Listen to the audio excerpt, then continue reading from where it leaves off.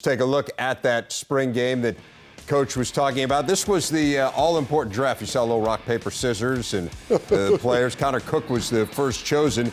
Damian Terry, Tyler O'Connor there competing for the backup spot behind Cook.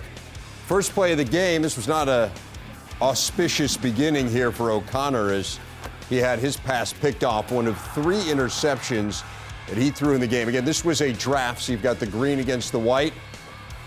Next play here for the white team after the interception, it is Terry. And how about this for a nice little twist as Terry was lined up, split wide to the left side, and he comes around, takes the handoff, and goes in for the touchdown. 23 yards, the white team on top 7-0, the all-important spring game score. Midway through the first quarter, it is Cook to Aaron Burbridge, wide open. Block PAT, but there you see the celebration there. What's he doing? I'm not sure. Cook threw for 159 yards there. Early second quarter. He's spanking the guy to go faster. Jesus. Get back to the Demetrius highlights. Cox with the interception of Cook's pass. This would lead to a green field goal. 13-3 at that point, Coach. I'm with you. 13-3, okay. Close. I am 13-6 now. O'Connor to Keith Mumphrey. Very nice catch. Nice. And the green ties it at 13 going into the half. And the halftime, well, this was a time where they got to honor the Rose Bowl champions, as you see some of the departed seniors on the field, and then Mark D'Antonio addressing the crowd. It's time to move forward and make this an annual event.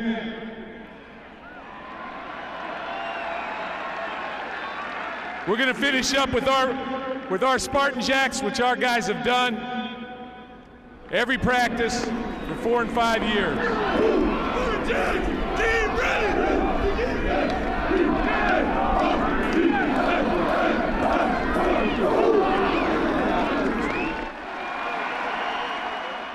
Good stuff at the half and good stuff in the third quarter because Sparty makes his annual appearance in the spring game.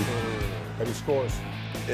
Thanks for giving it away. Howard, what do you think? I mean, you're a running back yourself. It's a little slow getting to the edge, but Yeah. I got to question the defenders not being able to get there and take him out. Nice dive into the end zone. Lost contain. The corner can't lose contain. D'Antonio said afterwards, despite that, they're probably going to have to redshirt Sparty. How much eligibility does this guy have? He said they're loaded in the backfield. Now, those points didn't count, by the way, in case you're curious. There's Cook to Josiah Price, who had a nice game. Remember, he emerged late last year, 5 receptions, 81 yards, and then O'Connor is picked off. The all-important final, 20-13 white. Lisa Byington afterwards.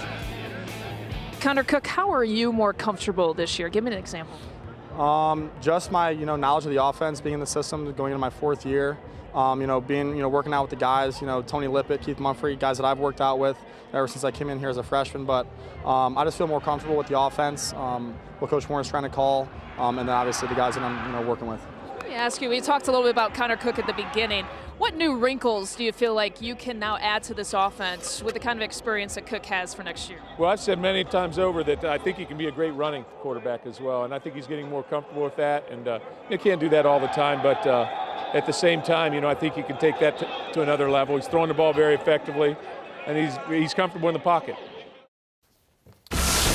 Some interesting stuff there from Mark D'Antonio. What do you make of this notion of Connor Cook being a running quarterback as well? Yeah, I thought it was very interesting. I mean, Coach D'Antonio said he could be a great running quarterback, but he also said they don't want to do it a lot. And I think it goes beyond Connor Cook. If you look at Damian Terry, who played some snaps today, not only a quarterback, they put him in the backfield. This first play is the jet sweep that we saw during the highlights.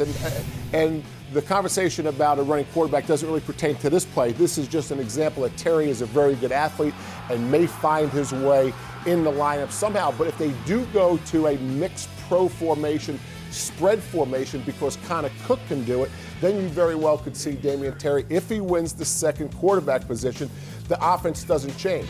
Here's Damian avoiding a rush and getting the ball right on target. I thought he threw the ball really, really well today.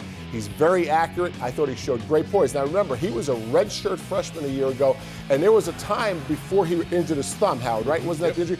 That we thought maybe he was a starter before Connor Cook took the position over. So it's interesting that Coach D'Antonio said that. We may see a little bit of an evolution with the offense, with not only Cook, but with Terry. And remember, Mark D'Antonio is a defensive coordinator by trade. He knows the problems that a mobile quarterback can give you. And I think that's part of this equation, whereas if they can have a mobile quarterback in Cook and Terry, it makes them a better offense. And it was interesting how many different things they did formationally today, too. Right. I mean, we think of them as kind of a pro set downhill running team, but they were out of the shotgun a lot. They had some spread components to it, and that would play along with having a running quarterback because obviously that creates problems offensively.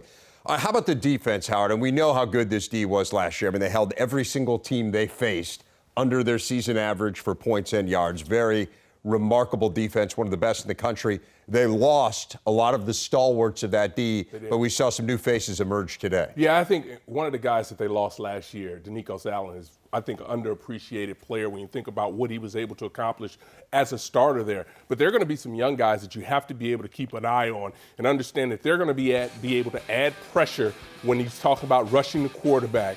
Demetrius Cooper is one of those guys that I think is going to step up and play really big. Right now he's playing behind the All-American candidate, Shalik Calhoun, but I would not be surprised one bit when you get into a pass rushing situation, second and long, third and long, if they don't find a way to get him onto the football field, because having another rusher on the field obviously adds problems to an offense, but he's a guy that can get after the quarterback, can bull rush, and really has developed into a big-time player. Now that he's been on campus, had the advantages of being in a weight program, he's really gotten a lot better. So I think the defensive line is going to be much improved. And here's the thing. You just have gotten to the point now, or at least I have, where with Pat Narduzzi as the defensive coordinator, I think you're fairly confident they're going to figure it out. I mean, they lost some big names, Danico Allen, Max Bola, Darquez Denard, no question about it, but they're so good year in and year out. Just have this sense that they'll absolutely be good again.